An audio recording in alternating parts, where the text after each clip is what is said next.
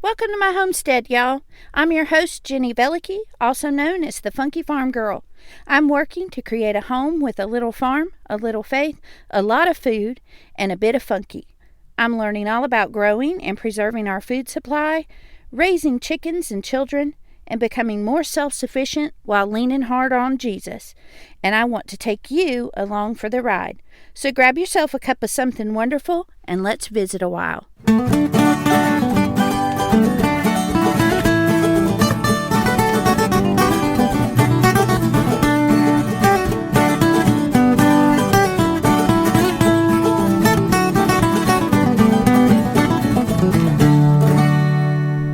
Hey y'all, this is Jenny Velicky, and you're listening to The Funky Farm Girl.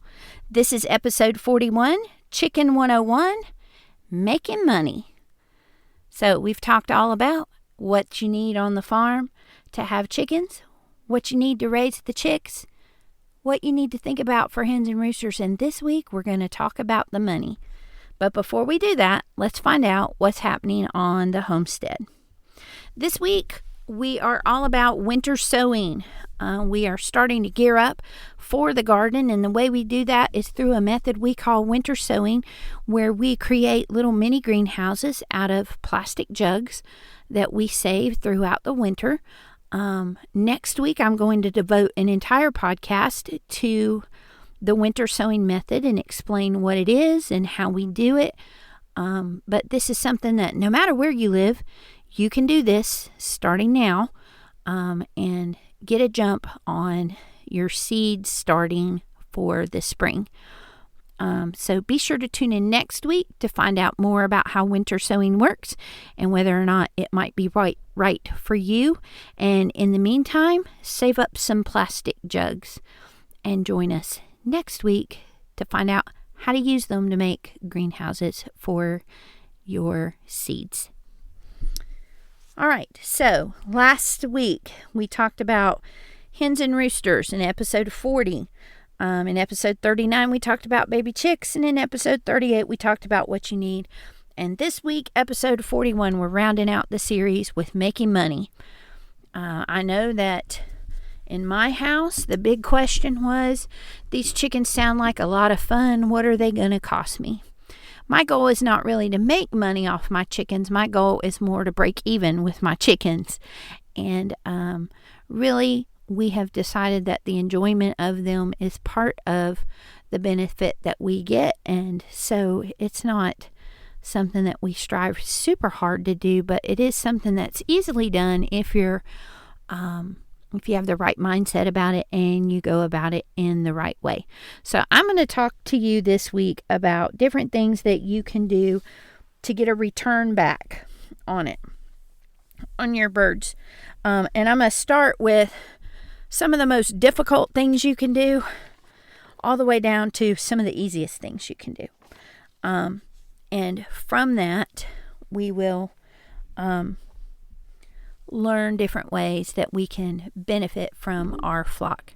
But first, what we need to do is we need to go back to our why, because our why is going to help us think through the purpose of our chickens to begin with, the goals that we have for them, and it's really going to determine which of, if any of these things, we're going to want to pursue in order to make money back from our chicken flock.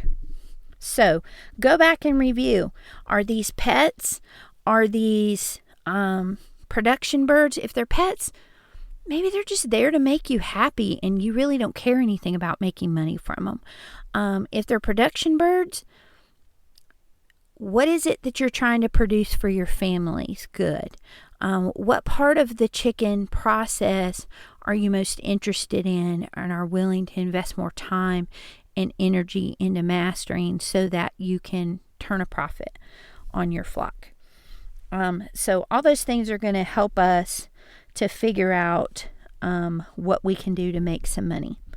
So let's talk about one of the most difficult things to do first, and that is something that we touched on a little bit last week, and that is raising meat birds. Like I said last week, there are two main types, and each of these things that we're going to talk about are things that determine how much it costs to raise a meat bird and how much you're going to be able to sell it for. So some of the things that are going to factor in to how much this bird is going to cost you and how much you're going to be able to get out of it is, number one, the breed. Are you doing common Cornish crosses or are you doing Freedom Rangers? And really, you're going to need to consider your market here. Are you in a place where everybody's a farmer and raising Cornish crosses is no big deal and you're not going to get a lot for them because a lot of different people are selling them?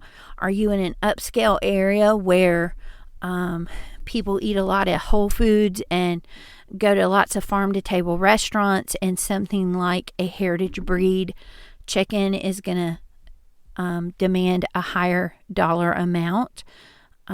Those kinds of things are things you need to keep in mind when you're considering which type of meat bird to get. And then you're going to want to consider what type of food you're going to feed it. Are you going to go with a commercial layer breed mix, or are you a commercial feed, or are you going to go with an organic feed? These birds are going to eat, on average, about 15 pounds of feed per chicken. So you can kind of figure out the cost of your feed based on that, and figure out the cost of the bird based on their breed. And you're going to see that those costs are going to add up really quickly. You can have a much, much higher quality bird and demand a higher price for it, but is it going to be an affordable price? And that's the thing you're really going to need to consider as you're comparing these different categories. So the breed, the feed, and then where they live. Are you free ranging them because the Freedom Rangers love to be able to run around and get some air and forage? Or are you just using a chicken tractor, which Cornish crosses just want to belly up to the feed tray and eat all day? So that's going to make a difference too in what you determine is the cost of producing the birds, and also the cost of your cost that you're going to ask for those birds when you take them to the market. You're also going to want to check state and local laws. Most every state in the U.S. is going to require to use a USDA approved facility to butcher your chickens. And that's going to cost you some money too. So keep that in mind. And these are really, especially if you're going to be selling these birds to other people. If you're doing them yourself, you can butcher them at home and you can use them for your own consumption, and that's fine. But if you're willing and interested in packaging and selling these birds, you're going to need to check out what your state and local laws are as far as using a USDA approved facility. You're also going to need to look at farmers market regulations if you're going to sell it in a farmers market. You generally need a license, and then you need a business license on top of that. You may also have restrictions on whether you can sell just the whole chicken or whether you can sell butchered pieces of the chicken. And then some states even will sometimes allow you to sell whole chickens just to restaurants rather than to the public, and that sometimes comes with a little less regulation and hoops to jump through as far as the sale of your birds. And that may be an option because they're going to ask for a greater quantity, and it may be that you can just sell your whole flock to that one restaurant. So, and like I said, there's also the benefit of personally consuming the meat that you've raised. But again, when considering meat birds at all, weigh your cost and benefits and see if it's something that is a good option for you. It's definitely a lot of work, especially if you're going to sell it to other people. But it is a way that you can potentially make some money. All right. Next up is the thing that all people think of when they think of making money from their flocks: selling the eggs. You want to make sure that the eggs that you're producing are enough for your family with some extra consistently so that you have eggs to sell, because you're going to have some people who may not want eggs for weeks and then they want a couple dozen. Or you may have people who want a dozen a week, or you just need to make sure that there's enough of a cushion there between what your family requires and what your flock is producing so that you consistently have eggs available to sell. Again, you're going to want to check your state and local laws. You more than likely are going to be required to wash your eggs and refrigerate them. And if you wash your eggs, you are going to need to refrigerate them. The protective coating on an egg is called the bloom. The bloom is what gives the color to the egg, and it's the last thing that's put on the egg as before the chicken lays it, and it determines the color of the egg, but it also puts a protective coating over the porous shell of the egg to prevent bacteria and things like that from getting inside of it. So if you bring in an egg that's been laid and you leave it in a basket on your counter without washing it, that egg will stay protected because it still has that bloom on it. But once you take that egg and you put it in water, or you run it underwater and begin to wipe it clean, you are taking away that protective bloom and you are opening up the pores in that shell, and that will allow bacteria to enter your egg. And so the best thing you can do to protect that egg at that point is to refrigerate it. And so washing your eggs and refrigeration are required in basically every state in the nation. Here in the U.S., it may be different where you live. We have listeners all over the world now. But we do recommend that if you're going to sell them, that you sell clean eggs and you sell eggs that have been refrigerated, because even if it's not required, it will be something that will give your customers peace of mind. In the U.S., you also need to use new cartons.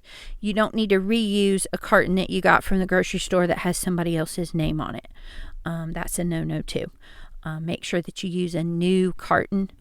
Most feed farm stores are going to have blank ones that are really, really easy to purchase inexpensively.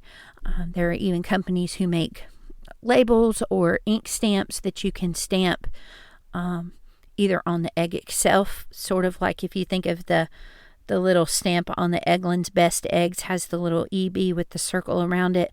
You can get a little stamp like that goes on your eggs, or you can get one that actually goes on the carton, or a label that goes on the carton that tells the name of your farm and where the chickens are from. If you're just selling them from home to, maybe you sell a couple dozen to a lady at church and you bring some to a mom that her kid's in your kid's class, or that kind of thing, you don't really need to worry about licensing and stuff for that. But if you're going to sell through a customer supported agriculture group, a CSA, a farmer's market, if you're going to sell your eggs in local stores, then you definitely need to get a license for those things. And you will need to have a yearly inspection by the USDA. Another thing to think of if you're wanting to do selling of eggs is to think about specialty eggs. People who have an allergy to regular eggs can sometimes eat quail eggs, and they're also just considered a delicacy. Check out your hiring grocery store the next time you're in there, and you will notice that a dozen little tiny quail eggs go for about $6 or $7 a dozen. So quail are much less space needed to raise, and their eggs go for much, much higher price. So that may be something that you want to look into if you're looking to make a profit on selling eggs. And also consider ducks. If you live somewhere where you have water access and they have room to roam and things that they need for raising ducks, consider raising ducks and selling their eggs. Particularly bakeries love to buy duck eggs because they're super rich compared to chicken eggs, and bakers love to use them in their baked goods. So typically you can sell eggs at the price that would cover the cost of their feed. So a chicken is going to eat around 1.5 pounds of food a week per chicken. We have 14 chickens. So that averages out to 2.5 bags of feed a month for us at about $15 a piece. So we're paying about $30 a month in chicken feed. If I sell those eggs for $4 a dozen, I'm going to need to sell about 8 dozen eggs a month in order to break even paying for the feed. Right now, I have just one egg customer, and a good friend of mine pays me for 1 bag of feed a month, and she gets 4 dozen eggs.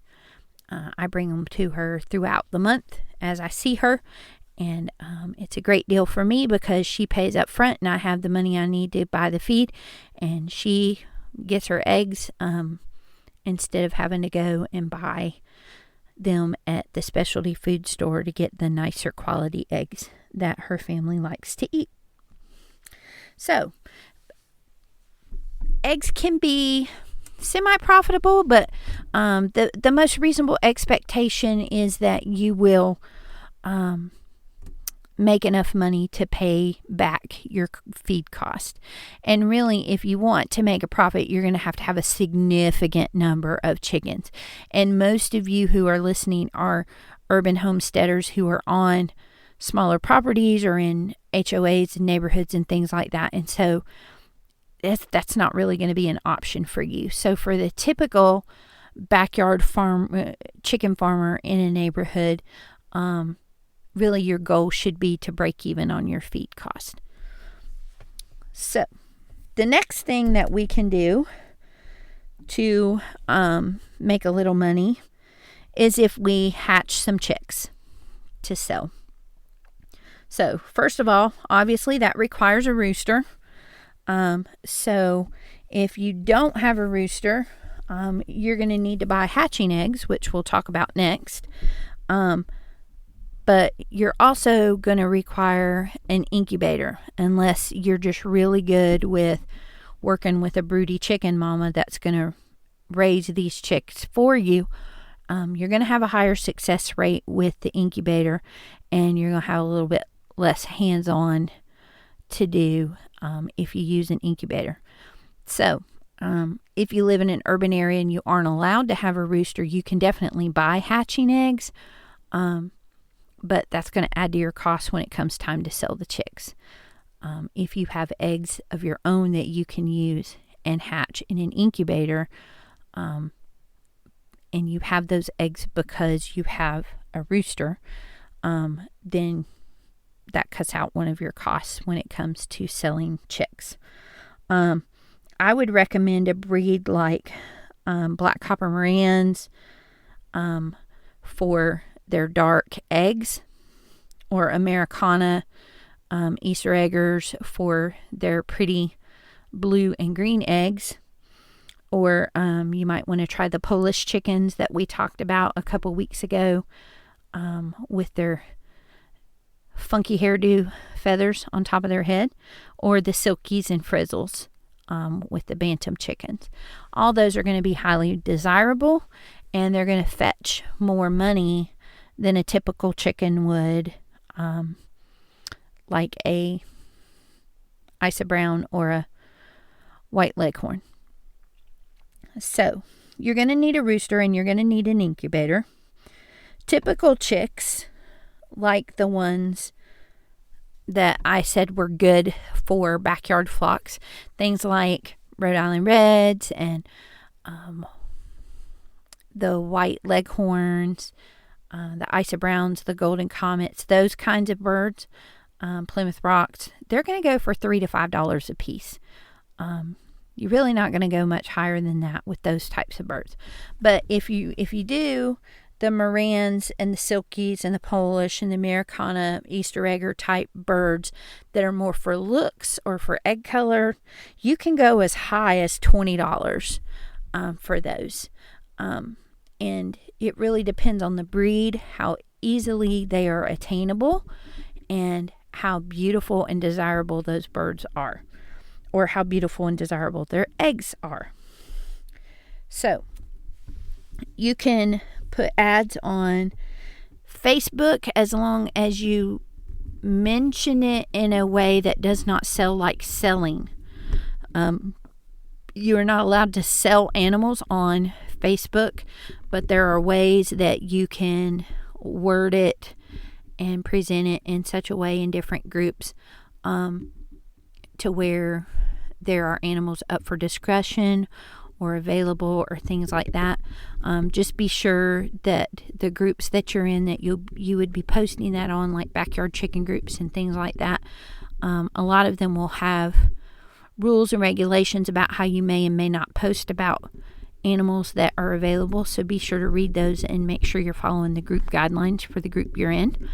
You can also advertise on things like your Nextdoor app or Craigslist.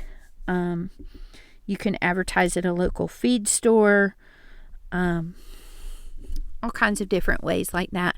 You can maybe even, if you're selling eggs at the farmer's market, you could also put a sign up at your egg table at the farmer's market and let them know that they can also order baby chicks from you.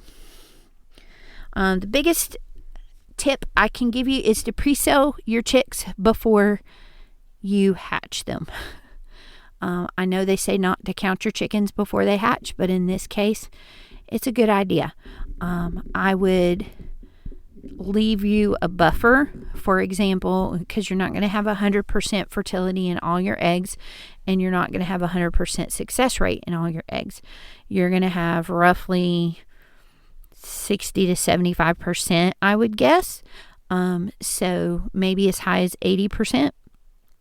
So maybe for every 10 eggs that you have in your incubator, make sure you've sold 7 to 8 of those. This is because, one, you want to make sure that you're not stuck with a bunch of chickens that you're going to have to find somewhere to put them because they've gotten bigger and you haven't sold them yet. And 2, you need to account for some of those being roosters. And you need to have a plan for what you're going to do with the roosters that you hatch. Are you trying to find those homes as well? And if you are, again, I highly recommend the more desirable breeds, because people are going to want those in order to breed their own chickens. Or you're going to need to have a plan for growing them and culling them at the right time so that you can use those for meat for your own family. So be sure to think through that part before you hatch eggs, and make sure to try to pre-sell as much as possible. You also have the option to raise the hens to pullets. So when you raise them and you get them to a certain egg, it's very obvious then. It's usually not as obvious when they're babies, which are roosters and which are hens. So people have just an inherent risk that they may be buying a rooster or a hen and they don't really know until they're older. But if you're buying pullets, you know that those have grown out to the point that it's easy to tell that this is a female chicken who is not laid yet, who is not old enough to lay, and those are pullets, or it's a rooster. And so if you're willing to take a risk, you can raise up the chicks to pullets and then sell them, and they can get more money than like a chick can. So instead of paying $5 for a chick, you may get $15 for a pullet. So something else to consider, but again, you're running a risk of, 1, not being able to find a home for it, and 2, having a greater incidence of roos that you're going to need to have a plan for. And the next thing that you can also do is to sell the hatching eggs. So if you have a rooster, you can make sure that you're feeding your rooster and your hen that you're wanting to use for breeding purposes. Make sure you're feeding them a breeder feed, because they're going to want a higher protein and vitamin mix than your typical laying hen. And again, you're going to want to check your laws and your regulations about how you are able to sell hatching eggs. what's required of you and how you need to document it and all those kinds of things. Also, you need to consider that the bird that is breeding needs its own separate area so that you know that there's a purity there with that particular rooster, and you know who he has been bred with, and you know which ones you're getting those eggs from, so that you're able to trace the line of genetics for that particular batch of eggs. Also consider whether you're going to do local pickup or shipping. Shipping is a whole nother animal. It's a whole nother ball of wax where you have to make sure that you have the proper packing supplies, that you've got what you need to keep the eggs at the right temperature, that you're sending it on the right day of the week so that it gets there at the right time, so that they're not in transit for too long before they're able to be put into an incubator and things like that. So that's a whole nother thing. And then you have regulations in each state on what they allow as far as what's allowed to be mailed or sold. And so that's a whole nother big thing. There's definitely profit to be made there. But I believe that it's much simpler to start where you are and to start with local pickup and local people the same way you would do with selling baby chicks, where you're advertising on Facebook and Nextdoor and Craigslist and things like that, and doing a local pickup. I don't recommend that you have people come out to your house, because you don't want to it may not be something you're comfortable with as far as having strangers come to your home or to your farm. And you've got to think about biocontamination and things from having different people in and out with your flock, and they could possibly bring in things that you don't want your flock to have. And you also want to think in terms of safety, so you may want to meet them, say, in the parking lot of the local Tractor Supply store or something like that, where they meet you there in a neutral place and you exchange money for eggs and they go on their way. Typically, you can get $15 to $20 a dozen for the hatching eggs, depending on the breed, the quality of the genetic line, the color of the eggs, the type of chicken it is, all those kinds of different things. And also how much you have to document how well the breeding process and the line and all those things are with your chickens. If you just have two pretty chickens and you put them together and then say, I have these really pretty chickens and I think they might be this color when they have their own eggs, they're not going to go for as much as a bird that you can kind of document its genetic line, and you can say this bird is going to produce this kind of egg with this kind of plumage and things like that. And people who are paying for the eggs and then going through the trouble and expense of incubating them are going to want as much of that reassurance as possible. You're also going to need to think about what you would do as far as damage during shipping, failure to hatch and things like that for the ones that you sell, and all that would need to be written out into some kind of statement that would outline all your policies as a hatcher. Last but not least, another way, an unexpected way that you could make some money from your chickens is to sell their feathers. And no, I had to clarify to my little girl Georgia that this does not mean that you go out there and pull all the chicken's feathers off of it and sell them. But during molting season particularly, your yard is covered in feathers from wherever those chickens have been. And it's something that we typically have just left to sit and compost back into the earth over time. And they've kind of dug them around with their bedding and they've disappeared eventually. But it is something that you can harvest and take up.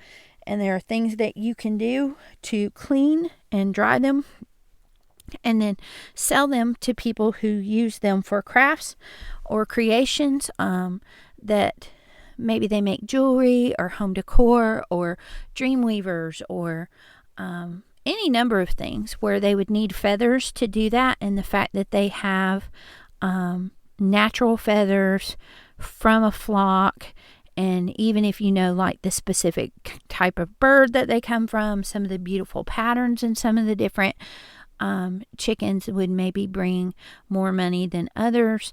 But it could be a great way to make just a little bit of extra from something that's really just usually unnoticed and just lays there on the ground anyway. But if you did an hour's worth of work, could really turn into something beautiful that gives you a little bit of pocket money. Consider going on eBay, Etsy, Facebook, Craigslist, those types of things, to look for crafters and creators who would want those types of things. So, I'm going to put some links in the show notes for articles about each one of these things, about how to make money with the chickens on your homestead. So if any of these piqued your interest, be sure to check out the show notes below, where you can find an article that will give you more information and links to learn a little bit more, research which area you would like to use to make some money from your flock. I hope this Chicken 101 series has been helpful to you. If you would, please follow me on Instagram, Facebook, and Pinterest at The Funky Farm Girl. I'd love to hear from you if you'd like to send me some feedback via message on any of those platforms, and let me know what it is you enjoyed about the series or what you maybe have a question about. I also would love it if you would consider giving me a review. If you go to Apple Podcasts and scroll down to The Funky Farm Girl in the search box, then scroll down and click on reviews and click write a review.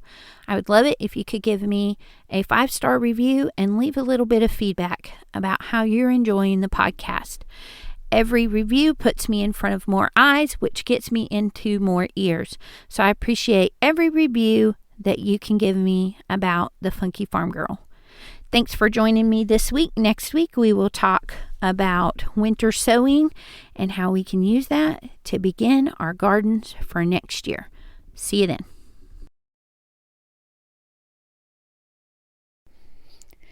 Thanks for stopping by, y'all. If you're inspired by what you've heard today, the best compliment you can give me is to share The Funky Farm Girl with your friends. You can stay connected by following The Funky Farm Girl on Instagram, Facebook, and YouTube. Until we meet again next week, remember to bloom where you're planted.